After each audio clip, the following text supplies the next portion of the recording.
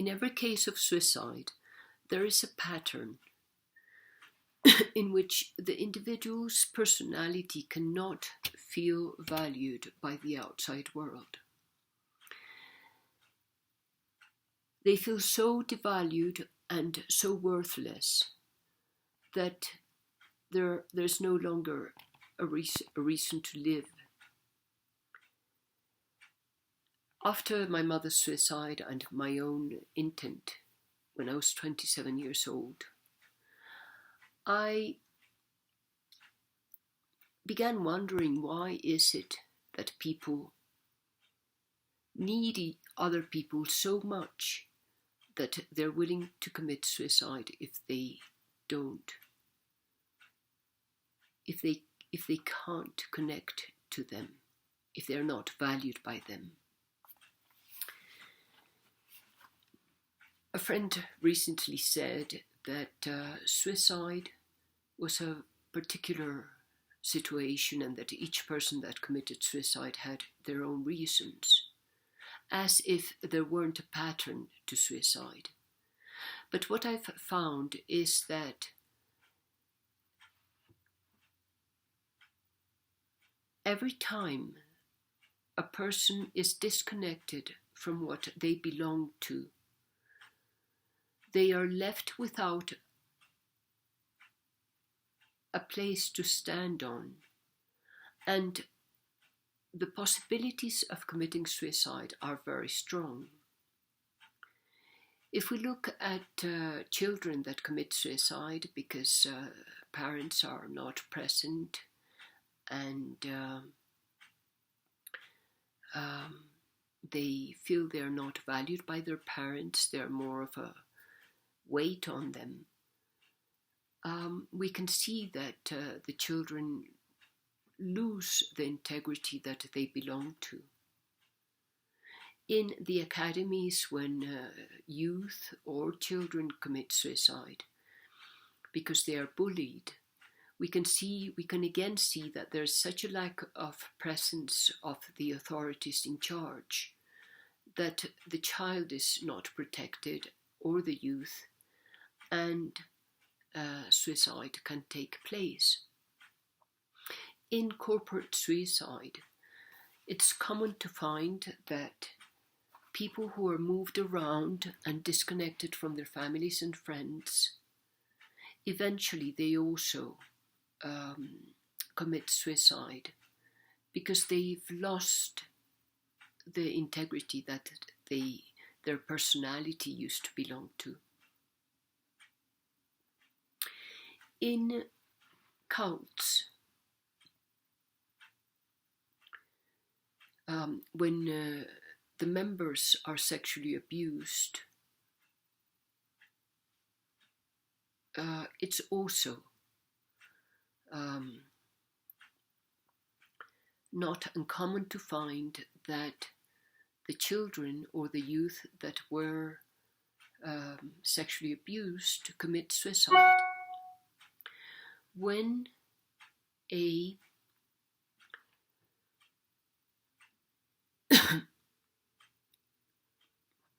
politician loses a status,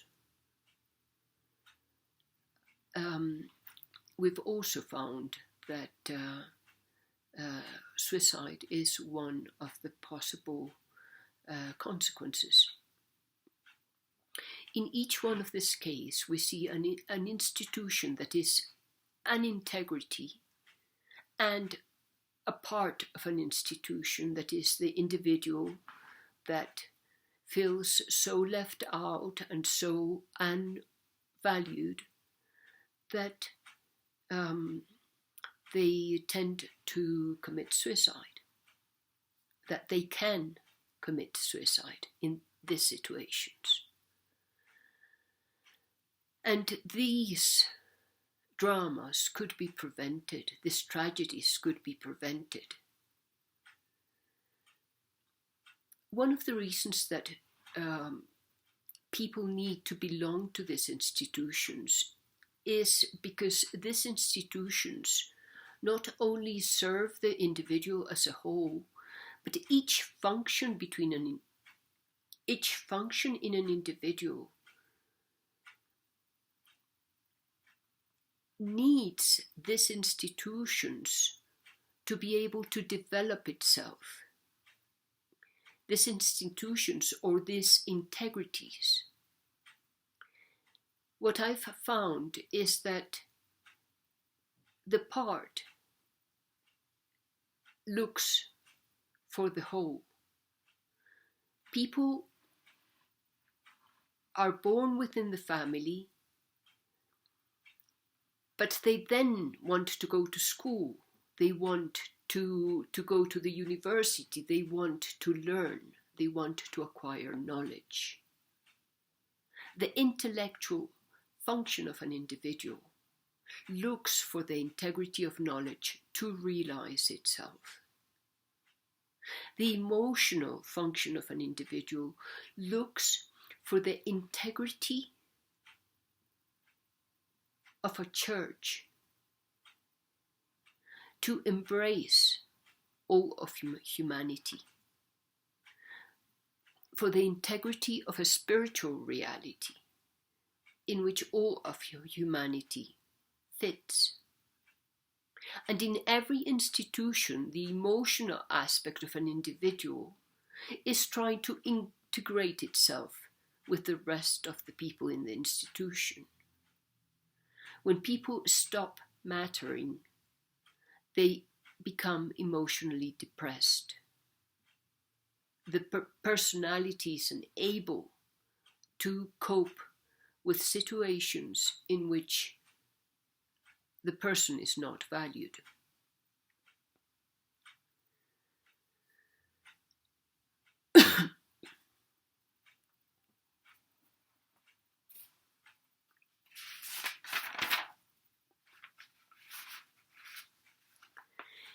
In cults, when everyone in the cult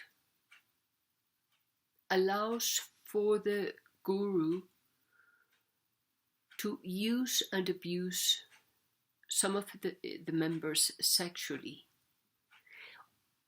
everyone in the cults is directly or indirectly taking part in the phenomenon, and there's a collective shame. The process that led to mass suicide in Jonestown, Guyana, did not happen overnight. The process of brainwashing in a cult takes place over many years, and each part of an individual is systematically brainwashed so as to totally disempower them. Instinctively, the members become dependent on the cult for their survival. They cannot move without the permission of the guru to move the way they move. They cannot go places. They cannot integrate with other people. Sexually, they're used and abused by the guru. Emotionally, they completely surrender their emotions to the guru. They fall into complete fanatism and disempower themselves in the process.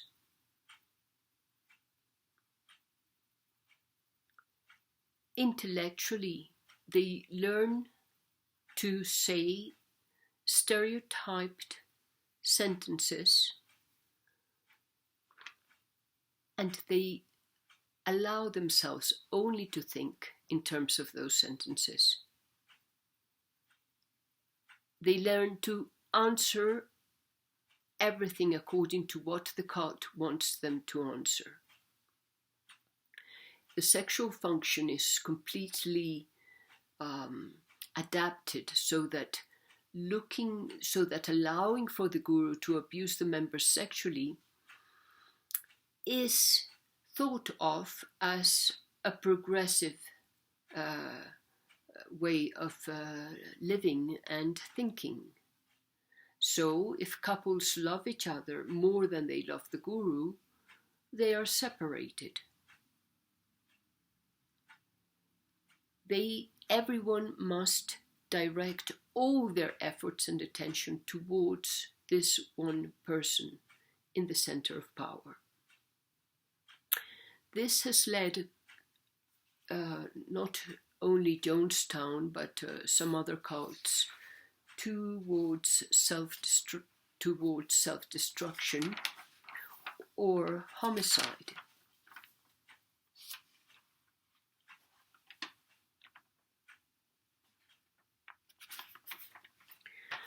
When false politicians want to increase the amount of power they already have, they convince the people that they have a common enemy and must be willing to die for the nation. War, in these cases, is also a form of self-destruction.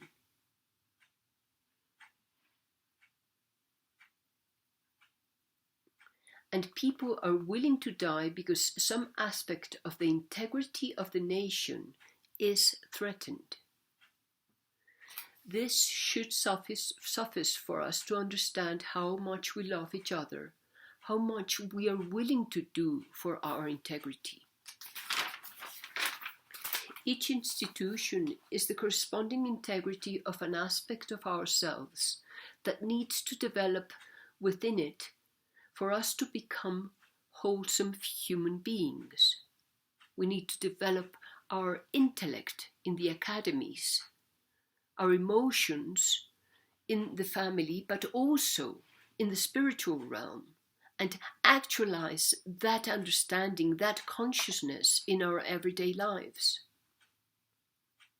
When these needs are not met, when the authorities in charge of these institutions fail to play the part that is required of them as centers of power able to fill the institution or nation with life, part of their members are lost in the chaos they create.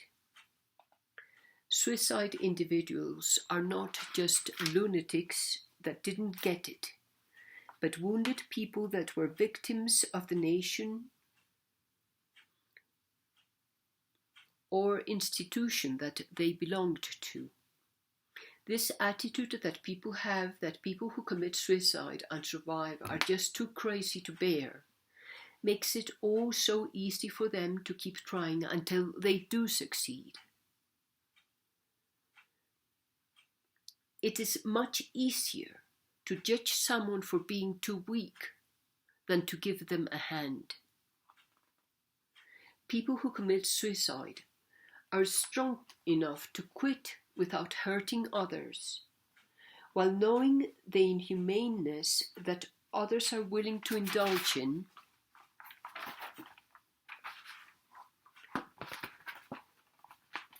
Suicide ratifies the failure of each institution and nation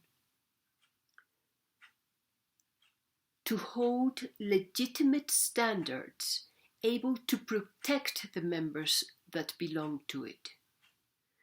Humanity is heading towards self-destruction inasmuch as it is systematically destroying nature so as to feed the 1% of the population.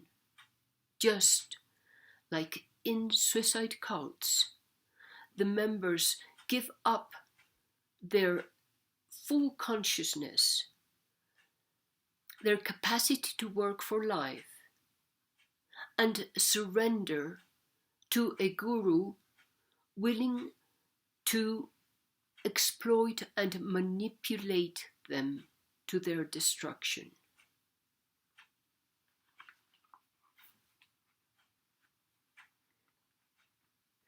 Humanity today doesn't understand an integrity able to hold each other together at the service of life, instead of at the service of anyone's interest, And we need to start understanding such integrities if we wish to survive our unconsciousness. Integrity, the integrity of things and people, is not an issue today. Everyone is supposed to survive on their own. And if people don't survive on their own, then they are not strong enough. When I tried, my mother committed suicide when I was 8 years old, and I tried to commit suicide when I was 27. And that was not as tragic as the fact that my children were taught, brainwashed, to believe that I was not sane enough to be with them. This is what we need to avoid.